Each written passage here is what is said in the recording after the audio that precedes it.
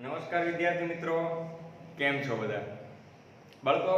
આજે આપણે પ્રકરણ નંબર 16 ધોરણ 11 બાયોલોજી પાચન અને અભિશોષણ વિશે ચર્ચા શરૂ કરીએ છીએ. બાળકો, સૌપ્રથમ તો પાઠનું નામ પાચન અને અભિશોષણ છે, તો એમાં પાચન અને અભિશોષણ એ બે વસ્તુ શું સૂચવે છે એનું આપણે પહેલા પાઠનું પોસ્ટમોર્ટમ કરી લઈએ. બાળકો, જ્યારે આપણે વાત પાચન વિશેની શરૂ થાય ત્યારે આપણને પહેલો શબ્દ પાચન એ શું છે એનો ખ્યાલ આવવો જરૂરી છે. રોજબરોજ આપણે કેટલા બધા પ્રકારના ફૂડ્સ ખોરાક ખાઈએ છીએ. કોઈ પણ ખોરાક ખાઈએ બાળકો, એમાં આપણા ખોરાકની અંદર મુખ્યત્વે બે પ્રકારના સ્વરૂપ હોય. પહેલું સરળ સ્વરૂપ અને બીજું જટિલ સ્વરૂપ. સરળ સ્વરૂપના ખોરાકના પદાર્થો અને જટિલ સ્વરૂપના ખોરાકના પદાર્થો. કોઈ પણ ખોરાકના મુખ્ય 6 ઘટકો છે, બરાબર છે?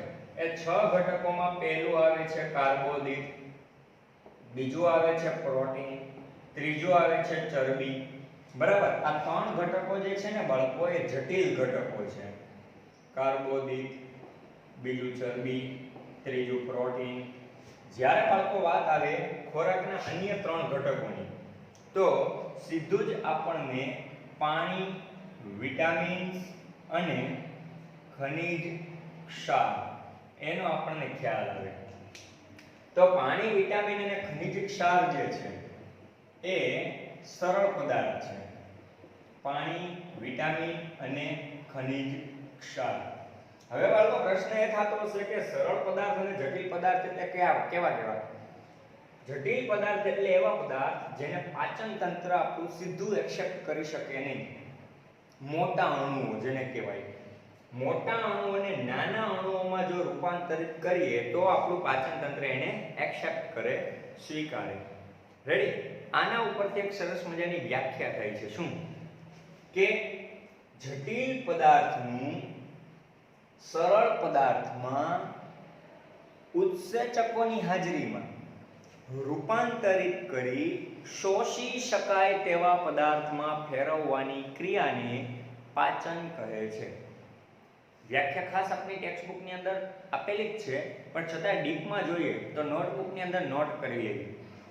જટિલ પદાર્થનું ઉત્સેચકોની હાજરીમાં સરળ પદાર્થમાં રૂપાંતર કરી શોષી શકાય તેવા પદાર્થમાં ફેરવવાની ક્રિયાને આપણે શું કહીએ છીએ? પાચન અને અભિશોષણ, મતલબ એબ્સોર્પ્શન. હવે વાત આવે કે સાહેબ, જટિલ સ્વરૂપના પદાર્થનું શા માટે, સરળ સ્વરૂપના પદાર્થનું કેમ નહીં? બાળકો, સરળ સ્વરૂપનો પદાર્થ છે ને એ સીધો એક્સેપ્ટ થાય છે. જેમની અંદર પાણી, વિટામિન, અલગ અલગ પ્રકારના vitamin A, vitamin B, vitamin C, vitamin D, vitamin E, vitamin K, અલગ અલગ પ્રકારના વિટામિન્સ છે. અને ખનિજ ક્ષાર, આપણે ખ્યાલ છે ખનિજ ક્ષાર ઘણા બધા પ્રકારના છે. મિનરલ્સ જેને કહીએ છીએ calcium ion, magnesium ion, phosphorus ion, sulphur ion, લોહ તત્વ એટલે કે આયન, ઓકે, Fe. તો આ બધા આયનો અને ખનિજ ક્ષારો છે એ આપણા સરળ પદાર્થમાં છે, સીધા એબ્સોર્બ થાય. જ્યારે જટિલ પદાર્થના સ્વરૂપો જે છે એ સીધા આપણું શરીર એક્સેપ્ટ કરી શકવાનું નથી. એને બ્રેકડાઉન કરવો પડે, મોટા અણુઓમાંથી નાના અણુઓને તોડવા પડે. તો આપણે ખ્યાલ છે કે પાચનની પ્રક્રિયા સાથે જોડાયેલા અન્ય અંગો, મુખ ગુહા, અન્નળી, બરાબર, વચ્ચે કંઠનળી, એની નીચે જઠર, સ્વાદુપિંડ અને યકૃત તેમજ લાળ ગ્રંથિ એ સહાયક પાચન અંગો છે. અને નાનું આંતરડું, મોટું આંતરડું, મળાશય અને મળદ્વાર. આમ પાચન અંગો અને સહાયક પાચન અંગોથી બનતી રચનાને આપણે કયા નામથી ઓળખીએ છીએ? પાચન તંત્ર. તો શરૂ કરીએ આપણો સરસ મજાનો મુદ્દો પાચન તંત્ર વિશેની ચર્ચાનો. બાળકો, ડાયજેશન સિસ્ટમ, આપ સરસ મજાની ડાયજેશન સિસ્ટમ અહીંયા જોઈ રહ્યા છો. એ પાચન તંત્ર છે, માનવ પાચન તંત્ર. તમે પણ ધોરણ 10 ની અંદર માનવ પાચન તંત્ર ભણી ચૂક્યા છો. તો ડાયજેશન સિસ્ટમની અંદર જ્યારે આપણે વાત પાચન તંત્રની કરીએ છીએ તો પાચન તંત્રમાં તમારે એક વાક્ય આવતું કે ખોરાકના ટુકડાનું પાચન ની શરૂઆત મુખથી થાય છે અને સરસ મજાના મુખ એ મુખ ગુહામાં ખુલે છે. બહારના ભાગે તમને મને ખ્યાલ છે કે સરસ મજાના હોઠ આવેલા છે. ઓષ્ઠ, હોઠ, ઉપરી ઓષ્ઠ અને નીચલો એટલે કે અધો ઓષ્ઠ. બાળકો હોઠ છે ને ગુલાબી રંગના જોવા મળે છે. તમારી ટેક્સ્ટબુકમાં ક્યાંય નથી, આ એક એક્સ્ટ્રા પોઈન્ટ છે. હોઠની ત્વચાની નીચેના ભાગમાં સિરસ ગ્રંથિનું સ્વરૂપ હોય છે, જેના કારણે હોઠ ગુલાબી લાગે છે. જેને હોઠની રચનામાં વધુ પડતું સિરસ ગ્રંથિનું સ્વરૂપ, એના હોઠ વધુ પડતા ગુલાબી, બરાબર. જ્યારે ઓછા પડતા ગુલાબી હોવાનું કારણ સિરસ ગ્રંથિનું થોડું ઓછું સ્વરૂપ છે. તો કે લિપસ્ટિક બિપસ્ટિક લગાડવાથી આપણે હોઠ ટેમ્પરરીલી ખાલી ગુલાબી થાય છે, બરાબર છે, પરમિનન્ટ ગુલાબી થતા નથી. તો મુખ છે એ મુખ ગુહામાં ખુલે છે અને મુખ ગુહાની અંદર આપણને ખ્યાલ છે કે સરસ મજાના મુખ્ય બે ભાગો જોવા મળે છે. એક દાંત અને બીજું જીભ. દાંત અને જીભ જોવા મળે છે. તો આપણે દાંત વિશેની ચર્ચા તરફ આગળ વધીએ બાળકો. તો સૌથી વધુ ખાસ વિડિયોને એન્ડ સુધી જોજો, બહુ મજા આવશે. સૌથી પહેલો પોઈન્ટ તો એ છે કે માનવના દાંત ખૂંચેલા છે. જડબું હોય, જડબું એ પેઢા જેવા ભાગની અંદર ખૂંચેલા છે. ખૂંચેલા હોવાથી એને આપણે કહીએ છીએ કૂપદંતી. આ એક શબ્દ આપની ટેક્સ્ટબુકની અંદરથી નોટ કરી લેવો અથવા તો વિડિયો લેક્ચરની અંદરથી નોટ કરી લેવો. માનવના દાંત ખૂંચેલા હોવાથી એને આપણે કહીએ છીએ કૂપદંતી, બરાબર. મોટા ભાગના સસ્તન પ્રાણીઓ, સસ્તન એટલે કે સ્તન ગ્રંથિ ધરાવતા હોય, વી આર ઓલ્સો મેમલ્સ, આપણે પણ સસ્તનમાં જ આવીએ છીએ. મોટા ભાગના સસ્તન પ્રાણીઓ બે પ્રકારના દાંત ધરાવે છે. બે પ્રકારના. એમાં પહેલો ભાગ આપણે જોઈએ, બરાબર, તો એને આપણે કહેશું હંગામી દાંત એટલે કે દૂધિયા દાંત. બાળકો, જ્યારે તમે ને હું બાલ્ય અવસ્થામાં હતા ત્યારે આપણને 9 કે 10 વર્ષની ઉંમર સુધી, આમ તો 6 થી 7 વર્ષ જ ગણાય છે, પણ 9 કે 10 વર્ષની ઉંમર સુધી આપણા માટે થોડા દાંત અમુક સમયે પડતા રહેતા અને એની જગ્યાએ નવા આવતા, બરાબર. એ દાંત હતા હંગામી, અને નવા આવતા એ દાંતને આપણે કાયમી દાંત કહેતા, બરાબર. પરમેનન્ટ એટલે બીજો પ્રકાર આવે છે કાયમી દાંત. દાંતના મુખ્ય બે પ્રકાર, એક હંગામી દાંત અને કાયમી દાંત. હવે વાત આવી સસ્તનોની, કે સસ્તનોની અંદર આવા પ્રકારના દાંત તો સાહેબ બીજા પ્રાણીઓ જે સ્તન ગ્રંથિ ધરાવે છે, બચ્ચાને જન્મ આપે છે, દૂધ પીવડાવે છે, એને આવા દાંત હશે? Yes, absolutely right. એને પણ આવા દાંત હોવા જોઈએ અને જોવા મળે પણ છે, બરાબર. બીજો પોઈન્ટ, પહેલો મુદ્દો તો આપણે ભણ્યા કે કૂપદંતી. કાયમી દાંત આવી જાય એ પછી હંગામી દાંત દૂર થઈ જાય છે, એનું સ્થાન કાયમી દાંત લઈ લે છે. નેક્સ્ટ પોઈન્ટ એના પછી જોઈએ બાળકો, તો એક વખત દાંત પડી જાય, આપણે ઘણી વખત પડી ગયા છે, ત્યારબાદ એની જગ્યાએ નવા દાંત આવે. એક વખત દાંત પડી જાય, એની જગ્યાએ નવા દાંત આવે, એને કહેવાય પ્રતિસ્થાપી દંત. પ્રતિ એટલે પાછા, ફરીથી સ્થાપી એટલે સ્થાપન થયા, પ્રતિસ્થાપી દંત. અને તમે જુઓ, આપણા બધા દાંતની રચના છે ને એ સરખી નથી, અલગ અલગ છે. આગલા બે દાંત મોટા છે, બરાબર, જેસીબીના પાવડા જેવા. રેડી? તો છેદ કરવા માટે એને છેદક દાંત કહીએ છીએ. સફરજન આપણા હાથમાં હોય તો સીધું આપણે શું કરીએ? છેદ કરીએ. એટલે આવા દાંતને છેદક દાંત. કોઈ વસ્તુને કાપવા કે ચીરવા માટે આપણે શું કરીએ છીએ? રાક્ષસી દાંત જે છે સાઈડ પર બે, એનો ઉપયોગ કરીએ છીએ. આગળ તરફ અગ્રદાઢ અને છેલ્લે દાઢ જોવા મળે છે. તો આ બધા દાંત અલગ અલગ જોવા મળે છે. એની પાછળનું કારણ આને કહેશું આપણે કેવા દાંત? વિષમદંતી. બધા દાંતની રચના અલગ અલગ જોવા મળે છે, એટલે આવા દાંતને આપણે કહેશું વિષમદંતી દાંત. વિષમદંતી એટલે બે અલગ અલગ પ્રકારના બધા દાંત જોવા મળે છે. એ તો 3 પ્રકાર આપણે દાંતના જોઈ ચૂક્યા છીએ. દાંત જડબાની રચનામાં ખૂંચેલા છે, કૂપદંતી કહેવાય. સસ્તનોની અંદર બે પ્રકારના હંગામી અને કાયમી. કાયમી દાંત આવે છે, એ કોનું સ્થાન લે છે? હંગામીનું. એક વખત પડી જાય પછી પાછા આવે એને કહેવાય પ્રતિસ્થાપી. એક જ વખત પડે પછી અત્યારે પડી જાય તમે આશા રાખીને બેહો કે આશા તો અમર છે, પાછા દાંત આવશે. આમ દાંત આવે હી હી, ઓલા દાંત આવે નહીં. અને ત્રીજો પ્રકાર આવે છે દાંત બધા સરખા નથી એટલે એને કહેશું વિષમદંતી. બાળકો હજી જો દાંતની રચનામાં થોડા ઊંડા ઉતરીએ તો એક સરસ મજાની સૂત્રની રચના આપણી સમક્ષ જોવા મળે છે. બરાબર, આપણા દાંતના મુખ્યત્વે 4 પ્રકારો જોવા મળે છે. એને એક બાયોલોજીની ભાષામાં આપણે કહીએ તો એક સૂત્ર દ્વારા દર્શાવાય છે. એટલે એ સૂત્રને આપણે કહેશું દંત સૂત્ર. માનવનું દાંતનું દંત સૂત્ર જો જોઈએ તો 4 પ્રકારના દાંત આપણને જોવા મળે. છેદ કરવા માટે છેદક દાંત, રાક્ષસ જેવા રાક્ષી દાંત, બરાબર, છેદક દાંત, રાક્ષી દાંત, અગ્ર, દાઢ અને દાઢ.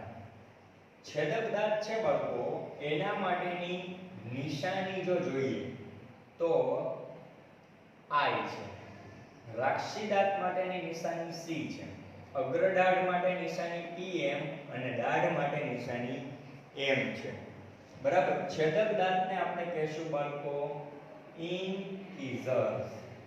રાક્ષી દાંતને કહેશું બાળકો canines. અગ્ર દાઢને બાળકો આપણે કહેશું premolar. બરાબર, સોરી સ્પેલિંગ મિસ્ટેક થઈ ગઈ છે. premolar. અને દાઢને આપણે કહેશું બાળકો મોલર. મોલર અથવા મોલર્સ, ઘણી બધી દાઢ હોય છે આપણા શરીરમાં, પ્રીમોલર્સ એન્ડ મોલર્સ. તો આપણા દાંતની અંદર એક પરિપક્વ વ્યક્તિ હોય તો એને શરીરની અંદર 32 દાંત જોવા મળે છે. રેડી? તો હવે આ શું છે? છેદક દાંત આપણા શરીરની અંદર 2 હોય છે, રાક્ષી દાંત 1 હોય છે, પ્રીમોલર 2 હોય છે અને મોલર 3 હોય છે. જો આનું સિક્વન્સમાં લખું તો જોવા મળશે 21 23. આવું જોવા મળ્યું ને, સીધી સિક્વન્સમાં 21 23 જોવા મળ્યું. હવે બાળકો 21 23 છે શું? હું આપણા શરીરના દંત વિન્યાસને 4 ભાગમાં વિભાજિત કરું. આમ જોઈએ તો ઉપરનો એક ભાગ, નીચેનો એક ભાગ. ઉપર 16, નીચે 16. બરાબર, 32 દાંત ત્યાં. ઘણી વખત આપણે કહેતા એક ઝાપટમાં 32 બહાર નીકળી જાય. આ તો એક કહેવત હતી, પણ રિયાલિટી 32 દાંત છે. શું છે 32 દાંત? ઉપરનો ભાગ, નીચેનો ભાગ, આ 2 ભાગ થયા. પણ હું હજી ઉપરના ભાગને, ઉપરના 1 અને 2 એવા 2 ભાગમાં અને નીચેના 2 ભાગમાં વિભાજિત કરું તો શું થશે? 16 દાંત ઉપર, 16 દાંત નીચે. ઉપરના ભાગ અને નીચેના ભાગ બેયને 2 ભાગમાં વિભાજિત કરવાના. બરાબર, તો ઉપર 2 ભાગમાં, 1 ભાગમાં 8, બીજા ભાગમાં 8, એટલે 8 દુ 16. નીચે 16 હતા એના 2 ભાગ કરો એટલે નીચે 8, એક બીજી બાજુ 8. તો જે 8 છે ને એ આગળથી અંત સુધી જતા અને અહીંથી આ બાજુ અંત સુધી જતા કઈ રીતની ગોઠવણી છે? 2 છેદક દાંત, 1 રાક્ષી દાંત, 2 અગ્ર દાંત અને 3 દાંત. એવી રીતે 2 અગ્ર દાંત મતલબ છેદક દાંત, સોરી, 1 રાક્ષી દાંત, 2 અગ્ર દાંત અને 3 દાંત. નીચે પણ 2 છેદક, 1 રાક્ષી, 2 અગ્ર દાંત અને 3 દાંત. એ જ રીતે આ બાજુ 2 છેદક દાંત, 1 રાક્ષી દાંત, 2 અગ્ર દાંત અને 3 દાંત. તો આને લિંક પ્રમાણે જોઈએ તો ICEM અને M, incisors, canines, premolar અને molars 21 23 છે. માણસનું દંત સૂત્ર 21 23. કંઈક આ રીતે ગણતરી કરીએ તો 21 23 અહીંથી ઉલટું જાય છે ને આ બાજુ અને આ બાજુ. બરાબર, તો 4 ભાગમાં ઉપરના ભાગે 16 દાંત છે, નીચેના ભાગે 16 દાંત છે. ઉપર ટોટલ 16, નીચે ટોટલ 16, 32 દાંત ત્યાં છે. ઉપરના 2 ભાગ આપણે પાડ્યા તો એમાં 8 દાંત અને 8 દાંત. બરાબર, એવી રીતે જો નાના બાળકનું દંત સૂત્ર જોવામાં આવે, હવે તમે બાળક નથી, બરાબર, તમારું દંત સૂત્ર પરિપક્વ વ્યક્તિ તરફનું ગણું. બાળકનું દંત સૂત્ર જોવામાં આવે તો એ છે 2102. મતલબ કે 2102 એ બાળકનું દંત સૂત્ર છે. 2102. બરાબર, બાળક કોઈ પણ હોય એની અંદર શું ગણવાનું? 2 એટલે છેદક દાંત. 1 એટલે રાખશી દાંત, 0 એટલે અગ્ર દાંત અને 2 એટલે દાંત. તો એનો મતલબ એ થયો કે બાળકની અંદર ઉપર અને નીચે ટોટલ ઉપર છે એ 10 દાંત, નીચે 10 દાંત. ઉપર 10 નીચે 10 એટલે 20 દાંત થયા. ઉપરના 10 ના બે ભાગ પાડો તો એક બાજુએ 5, બીજી બાજુએ 5. એક બાજુએ જે 5 છે એમાં શું? તો કે છેદક 2, એક રાખશી, અગ્ર દાઢ છે નહીં અને દાઢ 2. આ બાજુ પણ એમ, છેદક 2, એક રાખશી દાંત, અગ્ર દાઢ નથી અને 2 દાંત. નીચે પણ એ જ રીતે ગણતરી કરો, છેદક 2, એક રાખશી દાંત, અગ્ર દાઢ છે નહીં અને દાઢ 2. નીચે પણ બીજી બાજુએ એક તરફ 1, 2 છેદક દાંત, એક રાખશી દાંત, એક પણ અગ્ર દાઢ છે નહીં અને દાઢ 2 જોવા મળે છે. આ વસ્તુ થઈ છે એના દંતસૂત્રની. તમારે નાનું બાળકની આ દાંત આવ્યા કે નથી આવ્યા એ તપાસવા માટે આંગળી આપવી હોય. ઘણીવાર આપણે આંગળી આપતા હોઈએ છીએ કે લે બેટા લે બટકું ભર, બરાબર, અને ઘણી વખત આપણને ફૂલ ભરી લીધું છે ત્યારે શું થાય છે એ આપણને ખબર છે, બરાબર. પણ હવે આંગળી આપવી હોય તો એ આંગળી એને ક્યાં આપવાની? દાઢમાં નહીં કે દાંતમાં નહીં, અગ્ર દાઢ જ્યાં આવે ત્યાં, કારણ કે ત્યાં તો એને દાઢ છે જ નહીં, બરાબર. ઓકે, એટલે આપણને ખબર પણ આવી જાય કે એને દાંત છે કે નહીં અને ઈજા પણ ન થાય. ચેતતા નર સદા સુખી. આ છે દંતસૂત્ર. તમારી બુકની અંદર ખાસ લખી લેવું. હવે બાળકો આગળનો ભાગ આપણા મુખ ગુહાની અંદર આપણે ચર્ચા કરીએ છીએ. મુખ ગુહાની, તો મુખ ગુહાની અંદર બે વસ્તુ છે, એક છે દાંત અને બીજું છે જીભ, બરાબર. આમ તો સાદી ભાષામાં આપણે કહીએ જીભડો. જીભ. તો દાંત જે છે ને, આપણો દાંત, એ દાંત એની સપાટી છે ને, દાંતની સપાટી ઇનેમલ નામના પદાર્થની બનેલી છે. ઇનેમલ નામનો પદાર્થ માનવ શરીરમાં ખૂબ મજબૂતાઈ ધરાવતા પદાર્થોમાંનો એક પદાર્થ છે, બરાબર. એના કારણે માનવ દાંત છે ખૂબ કઠિનતા ધરાવે છે અને સરસ રીતે ચાવવામાં, ભરડીને ભૂકો કરવામાં એના માટે ખૂબ અનુકૂળતા રહે છે. વાત આવે છે હવે જીભની. તો જીભ છે ને બાળકો, એક સરસ મજાનું સ્નાયુલ અંગ છે. કેવું અંગ છે? સ્નાયુ. કારણ કે એમની અંદર કોઈ જાતનું હાડકું કે અસ્થિની રચના છે જ નહીં, એટલે સરળતાથી હરીફરી શકે છે, મુક્ત રીતે હલનચલન કરી શકે છે. સ્નાયુ અંગ છે. પણ મોસ્ટ ટાઈમથી નીટ માટેનો એક પ્રશ્ન છે, હવે તમારી બુકની અંદર લખી લેજો. જીભને તમે અરીસાની સામે રાખી અને ઊંચી કરશો, મુખ ગુહાને ખોલી, તો નીચેના ભાગમાં એક પડદો જોવા મળશે. એ પડદાને કહેવાય છે ફ્રેન્યુલમ. એટલે ફ્રેન્યુલમના પડદાથી મુખ ગુહાના તળિયે જોડાયેલી જોવા મળે છે. આ મોસ્ટ ટાઈમથી આપણા માટે એક પ્રશ્ન છે, ફ્રેન્યુલમનો પડદો, બરાબર. અને જો જીભને માઇક્રોસ્કોપમાં જોવામાં આવે તો જીભ ઉપર અતિ સૂક્ષ્મ નાના અંકુરકો જોવા મળતા હોય છે. એ અંકુરકોમાં અમુક પ્રકારના અંકુરકોની રચના સ્વાદ કલિકાઓ છે, જેનાથી આપણે અલગ પ્રકારનો સ્વાદ પારખી શકીએ છીએ. તો આ વાત થઈ બાળકો મુખ ગુહાની. મુખ ગુહામાંથી ખોરાકનો ટુકડો આગળ ક્યાં જાય? કંઠનળીમાં. ક્યાં જાય? કંઠનળી. કંઠનળી છે ને બાળકો, એ કંઠનળી ખોરાક માટેનો પ્રવેશ છે અને અન્ન માટેનો પ્રવેશ દ્વાર છે. પાચનના પાઠની અંદર આપણે અન્ન માટેની ચર્ચા કરશું. 17મો પાઠ છે એની અંદર આપણે ખોરાક માટેની ચર્ચા કરશું. તો મુખ ગુહાની અંદરથી કંઠનળીમાં ખોરાક જાય. માનવ પરિપક્વ હોય તો કંઠનળીની લંબાઈ 12.5 સેન્ટીમીટર જોવા મળે છે. પોઈન્ટ ટુ બી નોટેડ, 12.5 સેન્ટીમીટર, બરાબર.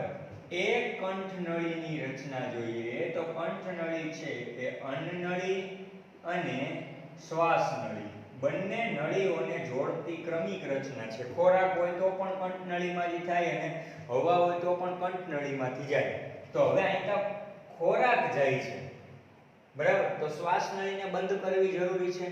ત્યાં એક કાસ્થિમય રચના જોવા મળતી હોય છે, જેને આપણે કહીએ છીએ ઘાટી ઢાંકણ, એટલે કે એપિગ્લોટિસ. એપિગ્લોટિસના નામથી ઓળખાય છે ઘાટી ઢાંકણ. જ્યારે ખોરાક આપણો જાતો હોય તો એને અન્નનળીમાં ધકેલવો છે તો ઘાટી ઢાંકણ શ્વાસ નળીને બંધ કરી દે, અને જ્યારે હવા લઈએ છીએ ત્યારે હવાને શ્વાસ નળીમાં ધકેલવી છે તો ઘાટી ઢાંકણ અન્નનળીને બંધ કરી દે. એટલે અન્નનળી બંને ઘાટી ઢાંકણ અન્નનળી અને શ્વાસ નળી બંનેને કોમ્બિનેશન કરતો એક ટોપિક છે ઘાટી ઢાંકણ, જેને એપિગ્લોટિસ તરીકે આપણે ઓળખશું. ઘાટી ઢાંકણનું કાર્ય શું છે? તો અન્નનળી અને શ્વાસ નળીની જરૂરિયાત પ્રમાણે ખોલબંધ કરવાનું કામ કરે છે. નેક્સ્ટ પોઈન્ટ આવે છે બાળકો, કંઠ નળીમાંથી ખોરાક જાય છે આપણો કઈ જગ્યાએ? અન્નનળીમાંથી. એક ખાસ ટોપિક યાદ રાખજો, માનવ શરીરની અંદર પરિપક્વ માનવી કોઈ હોય તો એની અન્નનળીની લંબાઈ છે એ 23 થી 25 સેન્ટીમીટરની જોવા મળે છે. માનવ અન્નનળી ઇસોફેગસ જે 23 થી 25 સેન્ટીમીટરની જોવા મળે છે. અને એ અન્નનળીની વાત કરીએ તો એ અન્નનળી આગળ જઈ અને જે આકારની એક કોથળીમાં ખુલે છે. જે આકારની કોથળી એટલે જઠર, જેને આપણે કયા નામથી ઓળખીએ છીએ? જઠર, મતલબ કે સ્ટમક તરીકે ઓળખીએ છીએ. અન્નનળીની અંદર કોઈ બીજું કાર્ય છે નહીં. અન્નનળી છે એ ખૂબ સેન્સિટિવ પોઈન્ટ છે. ખોરાક છે એની અંદર અંતરંગીય રચનાથી આગળ વધતો હોય છે ખોરાકનો ટુકડો, જે આકારની રચનાથી આગળ વધે છે. હવે આપણે એ જોઈએ તો માનવ જઠરની જો રચનાની વાત કરીએ, હ્યુમન સ્ટમક, માનવ જઠરની જો આપણે બાળકો રચનાની વાત કરીએ તો માનવ જઠરમાં ઉપર તરફથી અન્નનળી આ ટાઈપની, અને જે આકારની એક કોથળીમય રચના છે એ આ પ્રકારની. તો ઉપરથી જેવો ખોરાક આવે છે એ ખોરાક અંદર આવી જાય. દસમા તમે ભણ્યા કે ખોરાક વલોવાય છે. હવે ખોરાક વલોવાય તો અહીંથી ખોરાક સીધો ઉપર તરફ રિવર્સ ના થાય. ક્યારે એવું થયું છે કે ખોરાક વલોવાય તો અહીંથી બહાર આવ્યો? નહીં, એવું થતું નથી. કારણ કે અહીંયા એક સરસ મજાનો વાલ્વ છે. ખોરાકનો ટુકડો આવે એટલે વાલ્વ ખુલી જાય, બરાબર? અને એ વાલ્વ ખુલતા ખોરાકનો ટુકડો જઠરમાં આવી જાય, વાલ્વ બંધ થઈ જાય. એ વાલ્વનું નામ છે બાળકો જઠર અન્નનાલીય વાલ્વ. મુદ્રિકા સ્નાયુનો બનેલો હોય બાળકો. કઈ સ્નાયુનો? મુદ્રિકા સ્નાયુનો વાલ્વ બનેલો હોય. નામ છે જઠર અન્નનાલીય. ઈઝી છે. અન્નનળી અને જઠરને કનેક્શન કરતો વાલ્વ જઠર અન્નનાલીય વાલ્વ, બરાબર? એનાથી આગળ જઈએ તો બાળકો આપણી સમક્ષ જઠર છે. જે સ્ટમક છે, હ્યુમન સ્ટમક, એની અંદર 3 ભાગ છે જઠરના, બરાબર? આ જે ભાગ છે ઉપરનો ભાગ, જ્યાં અન્નનળી નથી ખુલ્લી બાળકો, જોજો, એને આપણે કહેશું ઉપરી જઠર. કયો ભાગ? આ ભાગ, ઉપરી જઠર. અન્નનળી જે ભાગમાં ખુલે છે, આ મોટો ભાગ જે છે ને એને આપણે કહેશું હૃદયગામી જઠર. હૃદયગામી જઠર તરીકે ઓળખશું. આ આખા જઠરનો મુખ્ય દેહ પ્રદેશ છે. ખાસ યાદ રાખજો, અન્નનળી ખુલે કેમાં? હૃદયગામી જઠરમાં. અને એમાં પછી ત્રીજો ભાગ આવે છે એ જઠરનો અંતિમ ભાગ છે, જેને આપણે કહેશું ની જઠર. ક્યાં નામથી ઓળખશું? ની જઠર. હવે ખોરાક અંદર ને અંદર વલોવાવો જોઈએ તો આ બાજુ પણ એક વાલ્વ જોઈએ જેથી ખોરાક છતો ન રહે. તો અહીંયા જે વાલ્વ છે એનું નામ છે ની જઠર વાલ્વ, બરાબર? ઉપર તરફનો ભાગ છે જઠર અન્નનાલીય વાલ્વ. પછી જઠરના 3 ભાગ, એમાં ઉપરનો ઉપરી જઠર, વચ્ચેનો હૃદયગામી જઠર. હૃદયગામી જઠરની અંદર ખુલે છે અન્નનળી, અને ત્યાંથી આગળ ની જઠર ત્રીજો ભાગ છે. ત્યાંથી આગળ જઈએ તો ખોરાક આગળ પ્રવેશશે. હવે કેમાં? પક્વાશયમાં. નાના આંતરડાની શરૂઆતને પક્વાશય કહેવાય, એવું ધોરણ 10 માં ભણી ચૂક્યા. તો એ ની જઠર વાલ્વ ત્યાં જોવા મળે છે. ખાસ યાદ રાખજો, જઠર એ જે આકારની કોથળી જેવું છે, બરાબર? જે આકારની કોથળી જેવી રચના જોવા મળે છે. હજી બાળકો આગળ જોઈએ તો આકૃતિ આપની બુકની અંદર દોરવાનો પ્રયત્ન કરવો જેથી કરીને તમને વધુ અનુકૂળતા આવે. આપણા શરીરની અંદર જઠર છે એ સામાન્ય રીતે આપણને ખબર છે કે 2 ફેફસા હોય, એ 2 ફેફસાની નીચે ઉરોદર પટલ છે, સ્નાયુનો પડદો ઉરોદર પટલ. એની જમણી બાજુએ યકૃત હોય છે અને ડાબી બાજુએ જઠર હોય છે. તો ઉરોદર પટલની નીચે ઉદર પ્રદેશમાં ગુહા જે છે એને કહેવાય ઉદરીય ગુહા. ઉદરીય ગુહાના ડાબી બાજુએ આપણું જઠર જોવા મળે છે, જે આકારની કોથળી ટાઈપ. તો ઉદરીય ગુહાના ઉપરી બાજુ અને થોડું ડાબી બાજુએ આપણને જોવા મળે છે જઠર. બાળકો, ત્યારબાદ જઠરના જે 3 ભાગ જોયા એ પછી આપણે જોઈએ છીએ જઠરથી આગળનો ભાગ એટલે કે નાનું આંતરડું.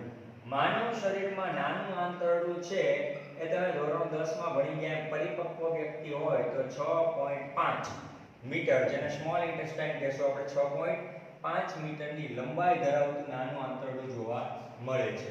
બરાબર. એ નાનું આંતરડું ફરી પાછા 3 ભાગમાં ખુલે છે. એમાં પહેલો ભાગ, જો નાનું આંતરડું ખૂબ ગૂંચળાદાર છે અને છૂટું મૂકીએ તો એમાં પહેલો ભાગ આવે છે પક્વાશય. બરાબર. બીજો ભાગ આવે છે આપણે પક્વાશય પછી કહેશું મધ્યાંત્ર, અને ત્રીજો ભાગ આવે છે શેષાંત્ર. પક્વાશય છે એ નાના આંતરડાનો અગ્રભાગ છે.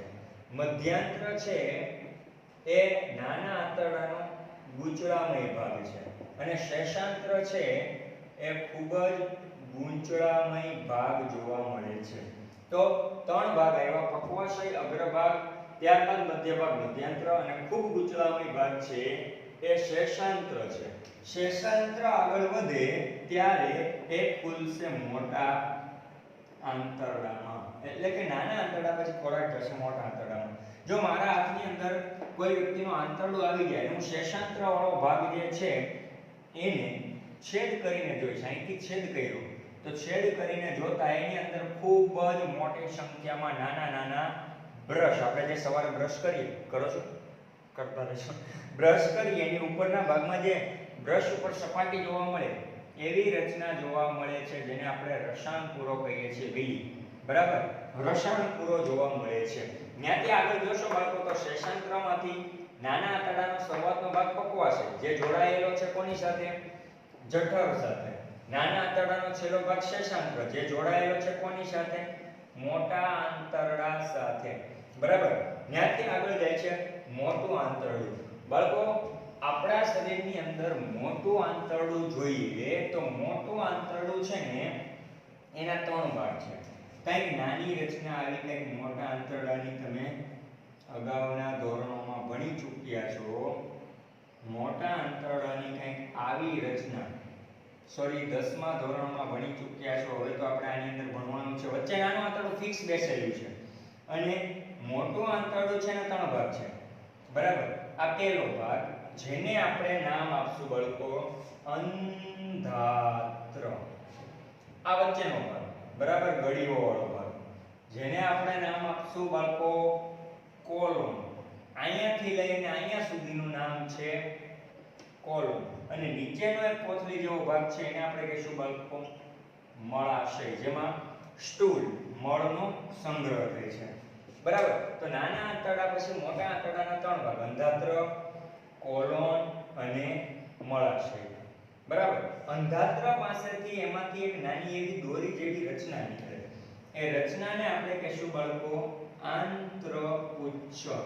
આંત્રપુચ્છ છે ને એ માનવ શરીરનું એક અવશિષ્ટ અંગ છે. અવશિષ્ટ અંગ એટલે શું? કે આપણા પૂર્વજો હતા એ પૂર્વજોની અંદર હાજર હતું અને સક્રિય હતું, પણ આપણી અંદર ગેરહાજર અથવા નિષ્ક્રિય હોય એને કહેવાય અવશિષ્ટ અંગ. આપણા પૂર્વજો વાનરો હતા તો વાનરના કાનના સ્નાયુ પરફેક્ટ કામ કરતા. આપણા કાનના સ્નાયુ કામ નથી કરતા. કૂતરો જેમ કાન ફેરવી શકે, ગાય ભેંસ જેમ કાન ફેરવી શકે એમ આપણે ફેરવી શકતા નથી. તો આપણા કાનના સ્નાયુ કેવા થયા? અવશિષ્ટ અંગ તરીકેની રચના. આપણા શરીરમાં કેટલા બધા અવશિષ્ટ અંગ છે. એક આધુનિક માનવી જેને આપણે કહીએ છીએ વી આર હોમો સેપિયન્સ સેપિયન્સ. આધુનિક માનવીની અંદર 180 અવશિષ્ટ અંગ જોવા મળે છે. આપણે લાઈવ જ્યારે ભણશું લેક્ચર ક્લાસમાં ત્યારે આપણે એની ચર્ચા વધુ ઊંડાણપૂર્વક કરશું. તો આંત્રપુચ્છ છે એ અંધાત્રમાંથી નીકળે છે, અવશિષ્ટ અંગ છે. ત્યાંથી આગળ કોલોન છે. હવે કોલોન છે બાળકો, કોલોન એ અહીંયાથી લઈ અને અહીંયા સુધીનું છે. તો કોલોનનો એક ઉપર તરફનો ભાગ છે ને એને કહેવાય છે ઉર્ધ્વગામી કોલોન. ઉર્ધ્વ એટલે ઉપર જવું, આડો ભાગ છે એને કહેવાય બાળકો અનુપ્રસ્થ કોલોન એટલે આડો ભાગ, અને ઉત્તરતો ભાગ છે એને આપણે કહેશું બાળકો અધોગામી કોલોન. એટલે આખા મોટા આંતરડાના ત્રણ ભાગ, અંધાત્ર, કોલોન અને મળાશય, અને એમાં પણ કોલોનના ત્રણ ભાગ, ઉપર તરફનો ઉર્ધ્વગામી, આડો ભાગ અનુપ્રસ્થ અને ઉત્તરતો ભાગ અધોગામી.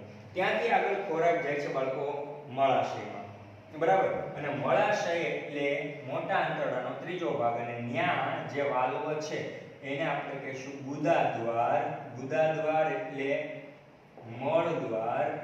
ન્યા જે વાલ્વ છે એ પણ મુદ્રિકા સ્નાયુનો બનેલો છે, બરાબર. તો આ છે એ ગુદાદ્વારમાં ખુલે. આમ આપણે ચર્ચા કરી ચૂક્યા કે સરસ મજાનો ખોરાકનો ટુકડો મુખમાં ગયા પછી છેક અંત સુધી ગુદાદ્વાર દ્વારા કઈ રીતે બહાર નીકળે છે. એના પછીનો નેક્સ્ટ ટોપિક તરફ બાળકો આગળ વધીએ તો અન્નનળીથી લઈ અને મળદ્વાર કે મળાશય સુધી જોઈએ તો 4 પ્રકારના જે ભાગ આવે છે એની ચર્ચા, બરાબર.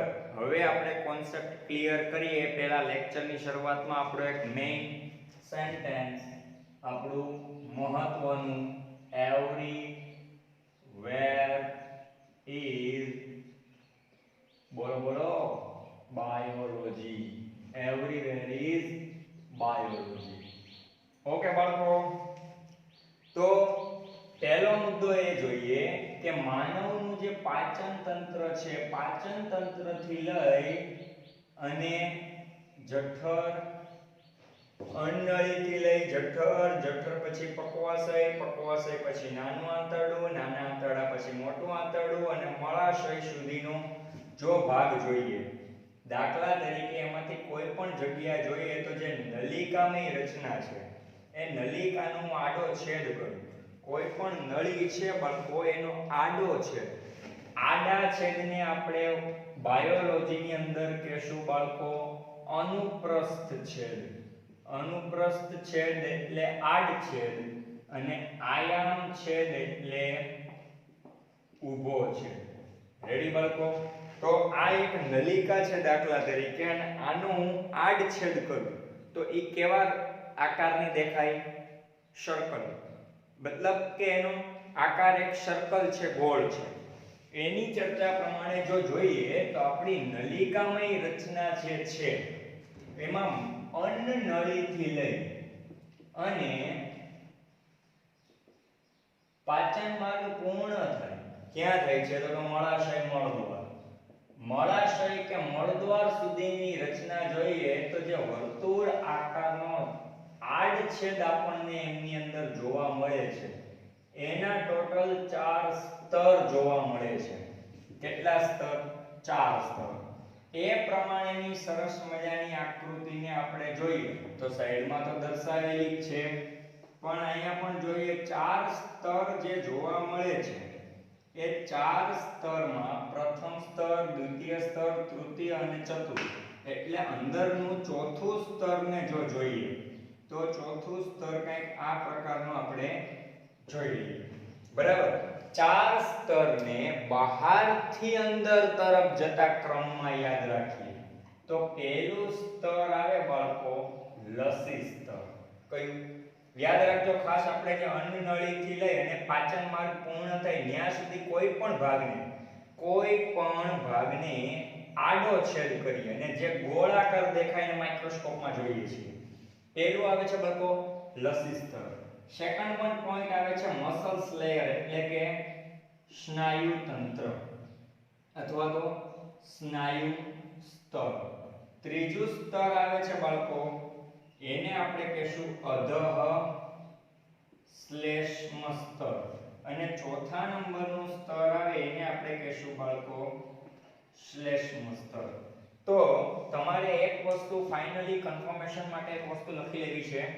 જોઈ લે કે ભાઈ બહારથી અંદર તરફ જઈએ તો પહેલા નંબરનું સ્તર આવે લસી સ્તર, બીજા નંબરનું સ્તર આવે જેને આપણે નામ આપશું સેકન્ડ વન પોઈન્ટ એટલે કે સ્નાયુ સ્તર, થર્ડ વન લેયર જે આવે છે એને આપણે કહેશું બાળકો અધઃ શ્લેષ્મ સ્તર, અને ચોથા નંબરનું સ્તર આવે એને આપણે કહેશું શ્લેષ્મ સ્તર. પણ કયા ક્રમમાં છે? બહારથી અંદર તરફ જતા ક્રમમાં. બરાબર છે? ઓકે. પહેલું સ્તર આવ્યું લસી સ્તર. લસી સ્તર જે છે એ સૌથી નજીક ગોઠવાયેલા કોષોનું બનેલું સ્તર છે. બરાબર છે? જે પાતળા અધિચ્છદ કોષની રચના ધરાવે છે. પાતળા અધિચ્છદ પ્રકારના કોષ, અને ઘણી જગ્યાએ એમની અંદર સંયોજક કોષ અને સંયોજક પેશીઓનું પણ માળખું જોવા મળે છે. એટલે પાતળા અધિચ્છદ કોષોનું સ્તર જોવા મળે એને આપણે કહેશું લસી સ્તર. સૌથી બહારથી અંદર તરફ જતા પહેલા નંબરનું સ્તર છે. રેડી બાળકો? તો લસી સ્તર જે પાતળા કોષો અને અધિચ્છદ પ્રકારના કોષ ધરાવે છે. બાળકો આની અંદર જે કોષ છે ને એ કોષને one of the most typical MCQ for ની મેસોથેલિયમના કોષ તરીકે ઓળખાય છે. કયા નામથી ઓળખાય છે? મેસોથેલિયમ કોષો. આ ખાસ યાદ રાખશું, મેસોથેલિયમ કોષ. મેસોથેલિયમના કોષનું બનેલું છે. ચાલો હવે એક પછી એક લેયર જે છે, સ્તર છે, એને હું ડિલીટ કરતો જાઉં. તો પહેલું પાતળા લસી સ્તરનું આવરણ જે છે રક્ષણ આપે છે આપણા ભાગને, અને મેસોથેલિયમના કોષનું બનેલું છે. માની લઈએ કે મેસોથેલિયમના કોષનું સ્તર જે છે એને આપણે ડિલીટ કરી નાખીએ. મતલબ કે એક લેયર સર્જરી દરમિયાન મેં દૂર કર્યું. કોઈ પણ એક પેશન્ટ છે, બરાબર, એનું મેં લેયર એ દૂર કરી નાખ્યું. તો હવે એની અંદર તરફ જતા બીજા નંબરનું જે સ્તર આવે છે બાળકો, એને આપણે કહીશું સ્નાયુ સ્તર. હવે વિચારજો, આપણે જે છેદ જોયો હતો એ આડો છેદ હતો, અને આ પ્રકારે જોઈએ તો સ્નાયુ કેવી છે? ઊભી. અંદર તરફ જે ગોળ આકારની સ્નાયુ છે, અને બધી ગોળ આકારની સ્નાયુને બહારથી કન્ટિન્યુ ખેંચી અને જોડવા માટે ઊભી સ્નાયુ છે. આડી સ્નાયુ ગોળ આકારે છે એટલે એને વર્તુળી સ્નાયુ કહેશું, અને ઊભી સ્નાયુ ઊભી ધરી પરની છે એટલે એને કહેશું આયામ સ્નાયુ. કેવા પ્રકારની સ્નાયુ? ઓકે. તો જે સ્નાયુ સ્તર છે એ સ્નાયુની અંદર બે પ્રકારના સ્તરની રચના જોવા મળે. અંદર તરફ જોઈએ તો ગોળ સ્નાયુ, અને બહાર તરફ જોઈએ તો ઊભી સ્નાયુ એટલે આયામ. પણ અહીંયા આપણે પરફેક્ટ ન જોઈ શકીએ, એટલે અંદર તરફ વર્તુળી સ્નાયુ અને બહાર તરફ આયામ સ્નાયુ જોવા મળે છે. ઓકે, વર્તુળી અને આયામ સ્નાયુ. ઘણી વખત તો આમની અંદર થોડા ત્રાંસા સ્નાયુઓ પણ ઘણી વખત જોવા મળતા હોય. તો તમારે યાદ રાખવાનું છે કે બહારનું આવરણ મેસોથેલિયમનું બનેલું લસી સ્તર જોવા મળે છે. સેકન્ડ વન પોઈન્ટ સ્નાયુ સ્તર આવે. સ્નાયુ સ્તર છે બાળકો એ બે પ્રકારની સ્નાયુ ધરાવે છે. અંદર તરફ વર્તુળી સ્નાયુ, બહાર તરફ આયામ સ્નાયુ. અને અમુક જે ભાગ છે, parts of the body organs, જ્યારે ટેક્સ્ટબુકની અંદરની પ્રમાણેની ચર્ચા કરશું ત્યારે એમની અંદર આગળ વધશું. અત્યારે ખાલી હાઇલાઇટ્સ પણ જોઈ લઈએ છીએ. બરાબર? તો અમુક ભાગોમાં ત્રાંસા સ્નાયુ જોવા મળે છે, અને જ્યારે 20મો પાઠ આપણે જોશું ત્યારે સ્નાયુઓની પ્રકાર અને ક્રિયાવિધિ વિશે પણ ચર્ચા કરશું. બાળકો આ બે સ્તર છે. હવે આના પછી આગળ વધીએ તો ત્રીજા નંબરનું સ્તર જે આવે છે ને, થર્ડ વન લેયર, બરાબર, એને આપણે અધઃ શ્લેષ્મ સ્તર તરીકે ઓળખશું. સૌથી ચોથા નંબરનું અંદર છે, બરાબર, આને આપણે કહીશું અધઃ શ્લેષ્મ સ્તર, અને ચોથા નંબરનું અંદરનું શ્લેષ્મ સ્તર. તો બાળકો આપણી સમક્ષ ત્રીજા નંબરનું જે સ્તર આવ્યું છે એ સ્તરને આપણે નામ આપશું અધઃ શ્લેષ્મ સ્તર. અધઃ શ્લેષ્મ સ્તર. અને ચોથા નંબરનું જે સ્તર આવશે અંદર તરફનું, એને આપણે નામ આપશું શ્લેષ્મ સ્તર. તો શ્લેષ્મ સ્તર અને અધઃ શ્લેષ્મ સ્તરની રચનાઓ શું છે, બરાબર, એના પ્રમાણે આપણે એની ચર્ચા કરી લઈએ છીએ.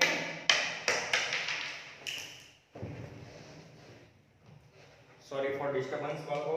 ઓકે, તો અધઃ શ્લેષ્મ સ્તર જે છે એની અંદર જો હું કોઈ વ્યક્તિનું અધઃ શ્લેષ્મ સ્તર હોય એનો આડછેદ જોઉં તો એમની અંદર મને 3 થી 4 વસ્તુ જોવા મળે છે. બરાબર. પહેલી વસ્તુ તો એ છે કે એમની અંદર ચેતા જોવા મળે. બાળકો, ચેતા એટલે શું? મારા પાચન તંત્રની અંદર અધશ્લેષ્મ સ્તરમાં કંઈ માની લઈએ કે કોઈ પ્રોબ્લેમ થયો હોય, તો એ પ્રોબ્લેમ જે છે એ પ્રોબ્લેમનું કનેક્શન મારા માઇન્ડ સાથે એટલે કે બ્રેઇન સાથે કનેક્ટિવિટી કરવા માટે કામ લાગે છે. તો અધશ્લેષ્મ સ્તરમાં પહેલી વસ્તુ તો ચેતાની હાજરી જોવા મળે છે. બીજું, રુધિર જોવા મળે છે અને રુધિર વાહિની તેમજ લસિકા વાહિની જોવા મળે છે. બાળકો, ખાસ કરીને આ એક મોસ્ટ આઈએમપી ટોપિક છે, લસિકા વાહિની, જેમની અંદર બી કોષ અને ટી કોષની હાજરી હોય છે. લસિકા વાહિની એની અંદર જે પ્રકારનું લસિકા પ્રવાહી છે, પ્રવાહીની અંદર રહેલા કોષ જેને કહેવાય લસિકા કોષ અથવા તો લિમ્ફોસાઇટ્સ. સાઇટ્સ શબ્દ છે ને એ ગ્રીક ભાષાનો શબ્દ છે જેનો અર્થ કોષ થાય છે. બરાબર. તો લિમ્ફોસાઇટ્સ છે, એની અંદર બે પ્રકારના કોષ આવેલા છે, બી સેલ અને ટી સેલ.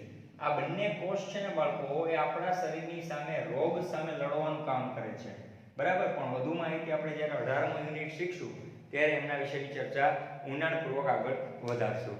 હવે આ ત્રણ વસ્તુ તો છે, ચેતા, રુધિર અને લસિકા વાહિની. એમની સાથે સાથે બાળકો આની અંદર એક શિથિલ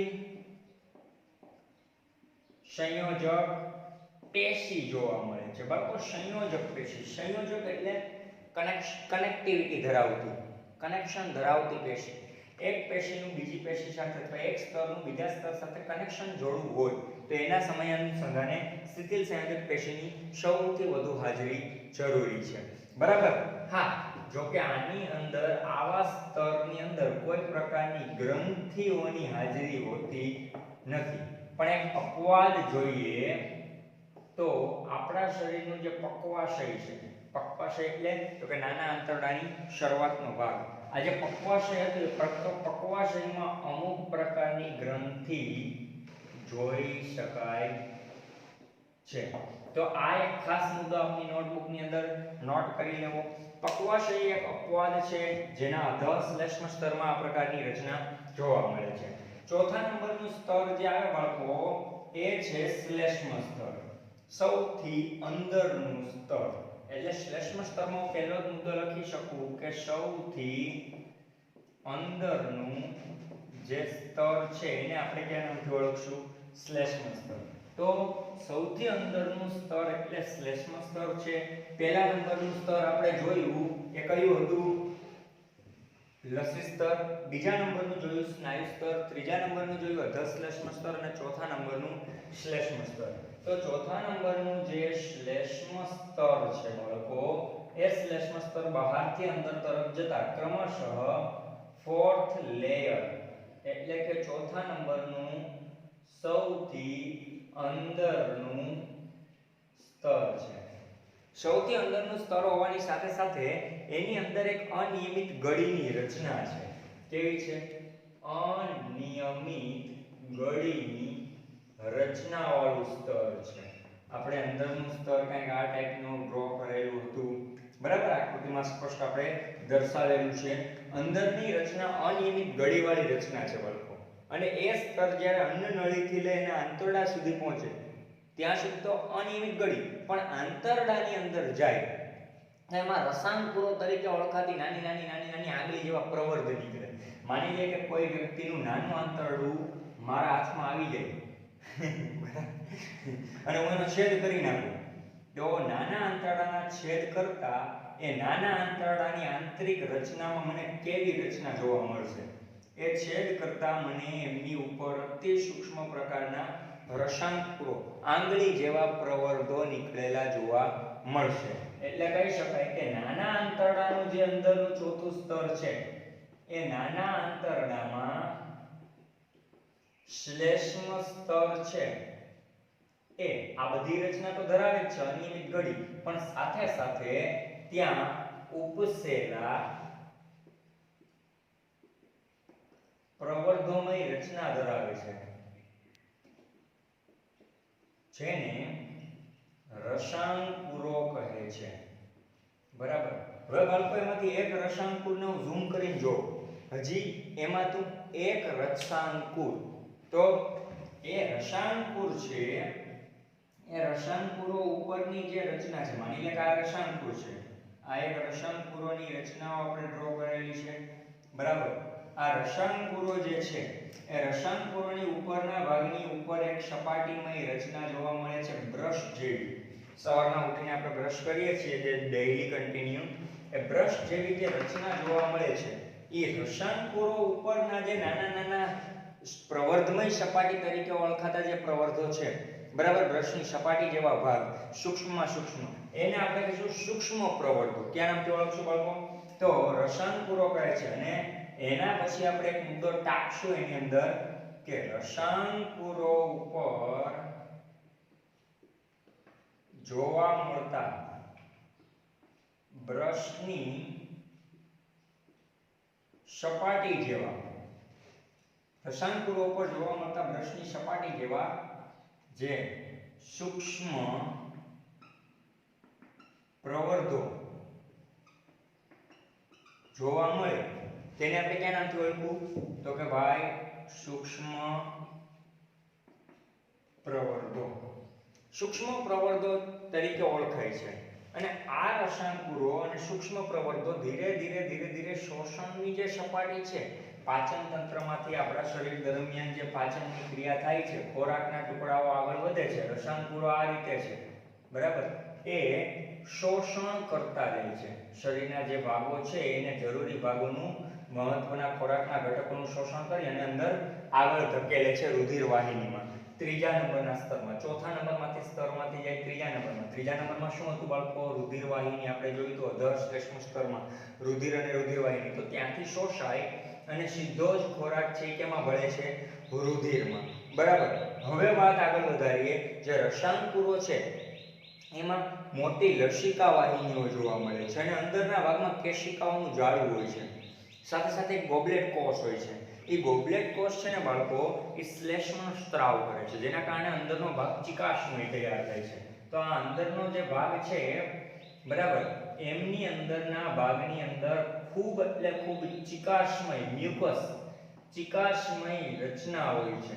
ચિકાશમય રચના એટલા માટે કે જો ખોરાકનો ટુકડો કોઈ વધારે ચવાયા વગરનો જાય અને અણીદાર ખોરાક છે અંદરના ભાગમાં ખૂંચે નહીં, એ માટે સરળતાથી એ લસરી અને આગળ જઈ શકે, એ માટે ચિકાશમય રચના એમની અંદર જોવા મળે છે. તો ખાસ કરીને એમની અંદર પહેલી વસ્તુ તો આપણે જોયું કે રસાયણકુરો. આ રસાયણકુર છે, રસાયણકુરોનો હું એક છેદ કરું, ઊભો છેદ એટલે આપણે હમણાં જ નામ આપ્યું એને કેવો છે?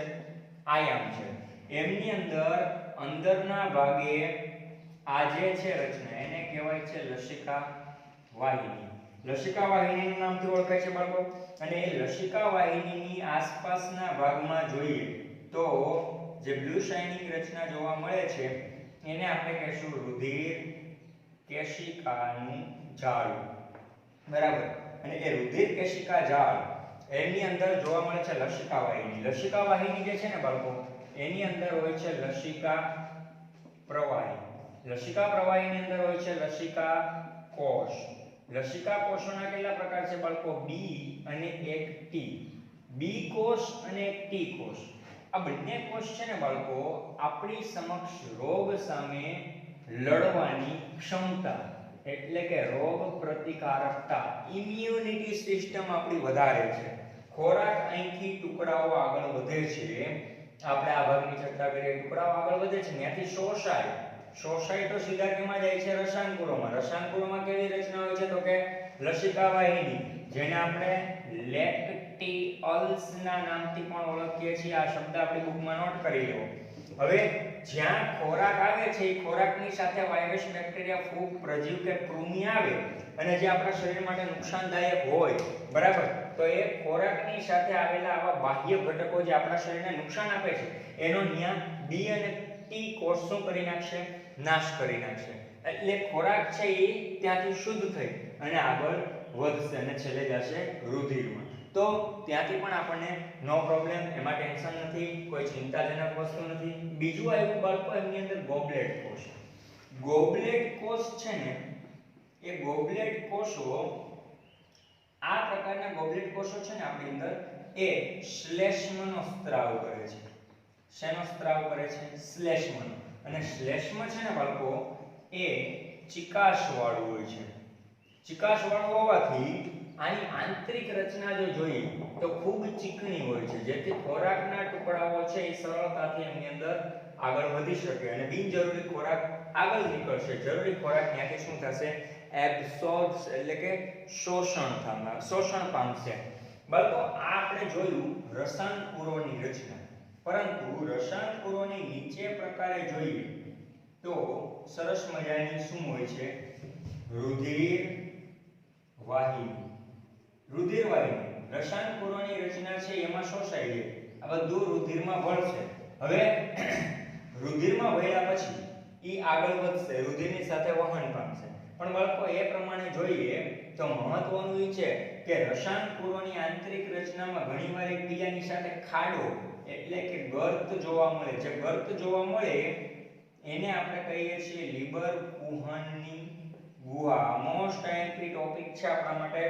લીબર કુહનની ગુહા કહે છે. ગુહા એટલે જે ગર્ત. ગર્ત એટલે એની અંદર જે પીટ છે, પીટ એટલે એક પ્રકારનો વન ટાઈપ ઓફ પીટ, ખાડો જોવા મળે છે, જેને આપણે નામ આપશું લીબર કુહનની ગુહા તરીકે ઓળખાય છે. તો બાળકો આજના લેક્ચરમાં આપણે 4 પ્રકારના મુદ્દાની વાત કરી. પાચન માર્ગ, અન્ન નળીથી લઈને મળદ્વાર એને કહેવાય ગુદાદ્વાર, ત્યાં સુધીમાં કોઈ પણ ભાગનો જો આડો છેદ કરવામાં આવે, આડો એટલે અનુપ્રસ્થ છેદ, બરાબર? તો 4 પ્રકારના સ્તર જોવા મળે. બહારથી અંદર તરફ જતા પહેલું સ્તર જોવા મળ્યું રસી સ્તર, જે સૌથી બહારનું પાતળા કોષનું બનેલું મેસોથેલિયમ કોષ અને સંયોજક પેશીનું. બીજા નંબરનું સ્તર જોયું સ્નાયુ સ્તર, જે ચોક્કસ પ્રકારની અંદર તરફ વર્તુળી સ્નાયુ અને બહાર તરફથી જોઈન્ટ્સ માટે ઊભી આયામ સ્નાયુ જોવા મળે છે અને કેટલાક ભાગમાં ત્રાંસા સ્નાયુ જોયા. ત્રીજા નંબરનું સ્તર જોયું આપણે બાળકો અધશ્લેષ્મ સ્તર. અધશ્લેષ્મ સ્તર છે એની અંદર સૌથી પહેલો મુદ્દો આપણે જોયો હતો કે થર્ડ નંબરનું સ્તર છે ચેતા જોવા મળે, રુધિર જોવા મળે, રુધિર વાહિની જોવા મળે અને લસિકા વાહિની જોવા મળે અને સંયોજક પેશી, શિથિલ સંયોજક પેશીની રચના જોવા મળે. જો કે મોટા ભાગે ક્યાંય ગ્રંથિ નથી, પણ અપવાદરૂપ એક પક્વાશયની ચર્ચા કરી જેની અંદર એક ગ્રંથિ છે, બરાબર? એને આપણે બ્રુનર્સ ગ્રંથિના નામથી ઓળખીએ છીએ. અને ચોથા નંબરનું સ્તર છે એ કેવું છે? સૌથી અંદરનું અનિયમિત ગળીવાળી રચનાવાળું. આંતરડામાં જ્યારે એ જાય ત્યારે આંતરડાના ભાગે ચોથા નંબરનું સ્તર છે એ શ્લેષ્મ સ્તર. એ કેવું તૈયાર થાય છે? તો કે એક આડછેદ જોતા એના ઉપર સૂક્ષ્મ પ્રવર્ધ જોવા મળે, રસાંકુરો કહેવાય છે. અને રસાંકુરો ઉપર જે રચના જોવા મળે અતિ સૂક્ષ્મ, એને સૂક્ષ્મ પ્રવર્ધમય રસાંકુરો જેવી રચના તરીકે ઓળખી શકાય. બ્રશ બોર્ડર જેવી સપાટી. રસાંકુરોની અંદર બાળકો મોટી લસિકા વાહિનીઓ જોવા મળતી હોય છે. આપણે એને છેદ કરીએ તો જોયું હતું. એ લસિકા વાહિનીઓમાં રુધિર કેશિકાઓનું જાળું જોવા મળે, બરાબર? એ રુધિર કેશિકા ઝાડ જે છે એના લીધે અંદર તરફની જે રચના છે લસિકા વાહિની, અને લેક્ટિયલ્સ નામ આપ્યું આપણે. એ ચોક્કસ પ્રકારના લસિકા પ્રવાહી, લસિકા કોષ અને બી અને ટી કોષ ધરાવે, જેના કારણે આપણી રોગ પ્રતિકારક ક્ષમતા વધે.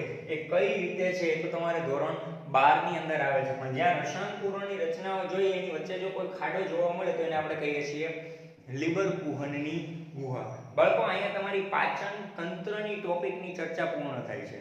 મતલબ પાચન તંત્રને આપણે સમજવા માટે 2 લેક્ચર ભણીએ, એક આગલો લેક્ચર અને એક આ લેક્ચર. હવે પછીનો લેક્ચર આવશે એ કેવો આવશે? એ પાચન તંત્રની અંદર સહાયક પાચન ગ્રંથિ કઈ કઈ? લાળ ગ્રંથિ, યકૃત અને સ્વાદુપિંડ. આ 3 ગ્રંથિ વિશે આપણે ચર્ચા કરવાના છીએ. Everywhere is biology. જય હિન્દ, જય ભારત.